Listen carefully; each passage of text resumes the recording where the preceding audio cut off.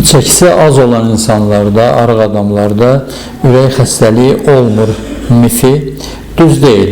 Çünki ürək xəstəliyini əmələ gətirən çoxlu faktorlar var, irsi faktorlar var, siqaretin çəkilməsi var, xolesterin yüksəlməsi var.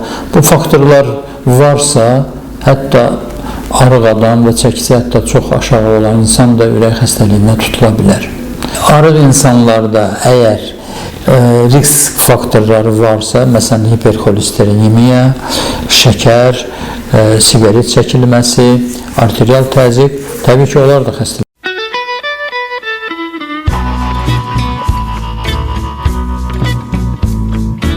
Deyirlər, xolesterin ağrı vermir, amma öldürür. Bunu necə açıqlaya bilərsiniz?